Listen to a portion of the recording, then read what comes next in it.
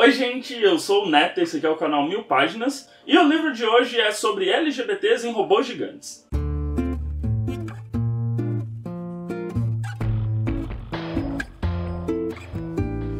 Bom, então antes de começar aqueles recadinhos de sempre aqui do canal, não esquece de deixar seu like, seu comentário, se inscrever aqui no canal para continuar me acompanhando.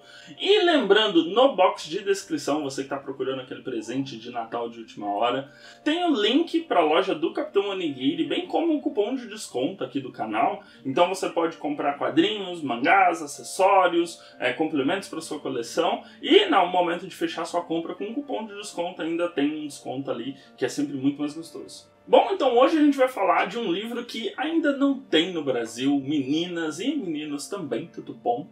Que é o Gear Breaks, da Zoe Hana Mikuta. É um lançamento de junho desse ano que, curiosamente, ele não teve tanto hype associado a esse livro, porque a gente já tinha o Iron Widow, que vai ser publicado aqui no Brasil, gerando um certo hype com essa mesma temática, né? Robôs gigantes e mulheres incríveis e tudo mais. Então, parece que um meio que comeu o outro, assim, e Gear Breakers ficou meio de lado, assim. Mas é um livro que me deixou bastante interessado pela premissa, porque, pra quem não sabe, eu sou muito fã de anime de mecha, né, que são os robôs gigantes. Eu gosto demais desse tipo de anime. Então, ler alguma coisa que tenha isso embutido nele é um charme a mais pra mim. E, bem, ele ia sair antes de Iron Widow, então eu li ele primeiro. E, graças a Deus, eu gostei muito do livro. Então a gente vai acompanhar uma sociedade distópica, né? Não é o nosso futuro, não fica muito claro assim, mas é uma sociedade distópica em que a gente tem um local que é chamado de Badlands, né? Que é onde vivem as pessoas meio ferradas da vida ali. É uma galera que tá contra o regime, e é um regime de Godolia, né? Que é o reino que tem esses robôs gigantes que eles chamam de Wind-Ups. E esse reino, ele é quase como uma tecnocracia, praticamente, assim. Eles têm um conselho tipo, um conselho de anciãos, que não são necessariamente anciãos, mas eles têm um conselho que rege essa região do mundo, né, onde a gente está acompanhando esses eventos. E o pessoal da Badlands meio que tenta lutar contra a Godolia com as armas que possui, assim. Ou seja, é uma galera que luta basicamente através com táticas de guerrilha mesmo, sabotagem, espionagem. Enquanto que do lado da Godolia eles têm robôs gigantes, robôs que voam, espadas energéticas. E as pessoas que pilotam esses robôs gigantes, elas são meio que robôs, assim, elas são meio humanas, mas elas têm partes androides, então elas têm umas modificações corporais. Então os olhos, um dos olhos pode ser alterado, pedaços do braço, várias melhorias tecnológicas que são feitas no corpo desses pilotos para eles conseguirem pilotar. E tem uma academia, né? A figura de uma academia que treina esses pilotos num regime militar. Então a gente tem as duas personagens principais dessa história que movem esse enredo, que é a Ares Shindanai, que é uma Gear Breaker, né? Que faz parte da resistência contra a Godolia.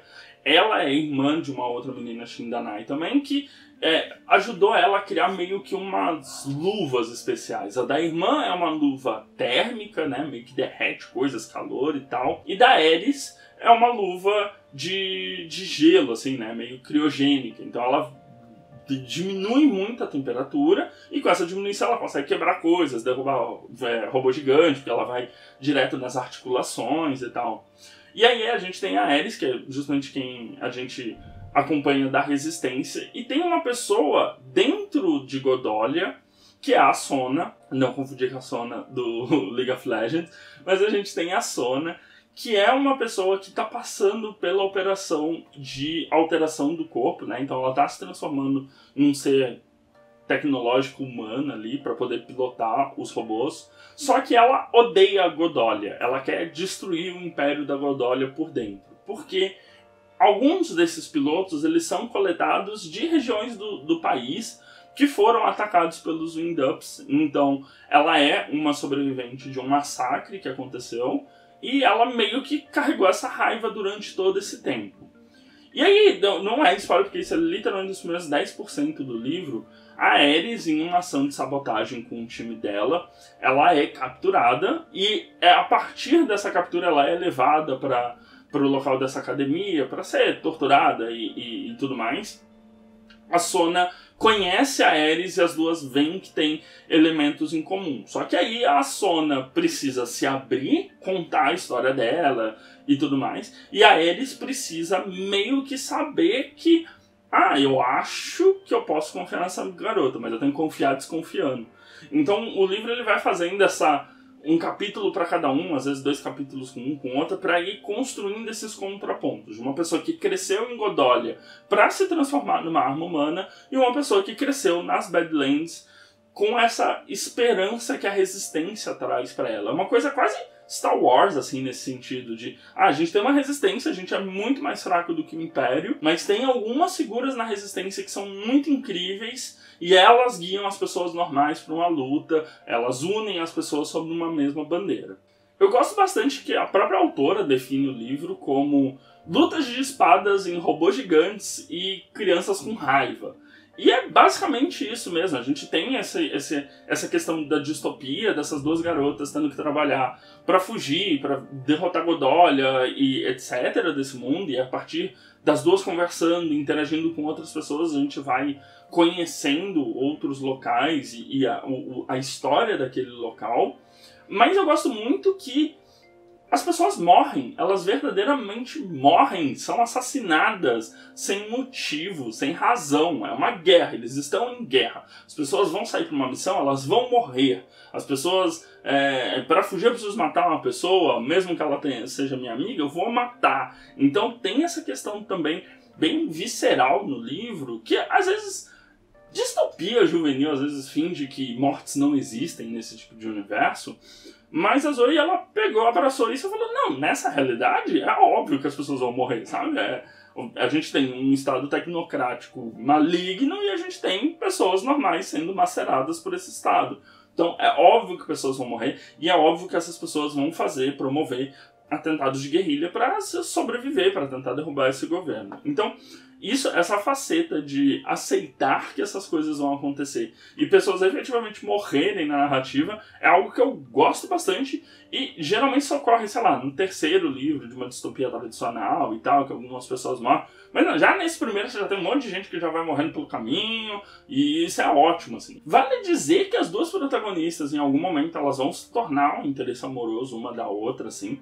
Demora pra acontecer, assim, é um livro grande, tem 400 e tralala páginas, então tem um bom desenvolvimento, a dinâmica de ship que eu gosto de ler, né, que é Enemies to Lovers, é uma dinâmica que eu acho prazerosa de ler e ver essas transformações e essas nuances acontecendo, e a Zoe faz isso muito bem. As duas são muito legais, são muito simpáticas, elas não são adolescentes normais numa situação de distopia, elas são cria dessa realidade em que elas estão, assim. Elas não são, elas agem normalmente como se o mundo todo acabando. Não, elas estão já naquela realidade desde sempre.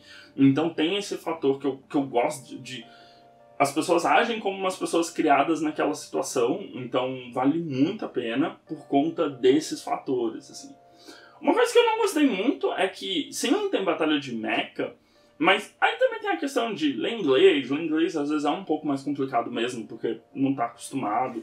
E ainda mais que é um livro em inglês de 400 e tralala páginas, as batalhas de mecha, algumas são meio chatinhas, assim, algumas são meio... Quando eles começam a rodar e se embolar e etc, você fica meio, pera, deixa eu reler esse parágrafo aqui, porque me deu uma perdida. Isso também, provavelmente, se viesse uma versão traduzida para o Brasil, seria muito mais gostoso de ler, mas lendo em inglês é uma sensação de, talvez eu precise prestar um pouco mais de atenção nessa parte da lutinha.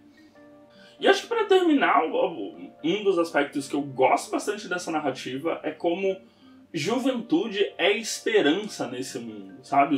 Os Gearbreakers, eles são mais jovens, eles são crianças órfãos, eles são adolescentes que estão fazendo aquilo para tentar ajudar a família dele.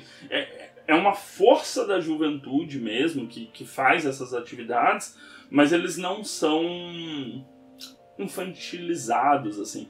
Tem pessoas de várias faixas etárias, tem pessoas que têm relacionamentos afetivos e sexuais porque, cara, né? Porque a gente é jovem, a gente tá aqui nesse quartel e vai sair pra uma missão, e talvez a gente morra, então a gente vai transar porque é isso, assim. E meio que essa é uma justificativa de jovens fazendo sexo no livro. Graças a Deus o livro não mostra, tem... eles transam. É só esse tipo de informação, assim, que é algo que eu gosto mais, assim.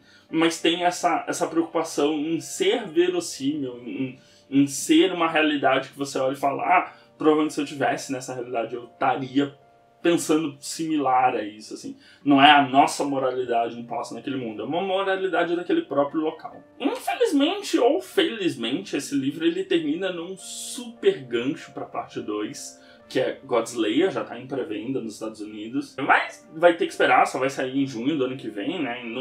Ainda nem sei ao certo quantos livros vão ser, imagino que seja uma trilogia ou algo do gênero. Apesar que eu acho que dá pra acabar em 2 livros pelo andar da carruagem. Mas é aquilo, não tem no Brasil, não teve nenhuma editora ainda que veio a público falar anunciamos esse título, então não sei em que pé que tá. Gostaria muito de ver aqui no Brasil, gostaria muito, porque acho que a gente carece um pouco de histórias de aventura que não são capa e espada, também não são um sci-fi, porque ele não é necessariamente um sci-fi. Ele é uma distopia, ele é um Gundam versão literária, assim, em que a gente tem órfãos lutando contra robôs gigantes, e os robôs gigantes, nesse caso, estão do lado errado da discussão. Então eu gostaria muito de ver no Brasil, apesar de eu saber que distopia hoje em dia tá meio baixa aqui no Brasil. Caso você tenha se interessado por esse livro delicioso, e é muito fã de mecha que nem eu, você pode ler no Kindle, dá pra comprar direto pela Amazon. Tá um preço... Eu sei que é salgado, mas considerando o dólar, tá R$ 42,90 hoje, na data da gravação desse vídeo na Amazon, o que é um preço... ok, para um livro em inglês, são 416 páginas. Se você for ler inglês, eu particularmente recomendo você ler no Kindle e não importar a versão física, porque eu gosto bastante da função do Kindle de selecionar a palavra e aí ver a tradução, ver um uso no dicionário, ver uma Wikipédia. Então me ajudou bastante na leitura, mas é muito prazeroso mesmo. Então, eu acho que é isso. Se você trabalha numa editora, não esquece de indicar esse livro para vocês trazerem, porque o Brasil urge por lutas de robôs gigantes. Bom, então, antes de encerrar, não esquece de dar uma olhada nos vídeos recomendados aqui do meu canal, se inscrever na bolinha do meu lado esquerdo para continuar me acompanhando. A gente se vê no próximo vídeo. Um grande beijo e tchau, tchau.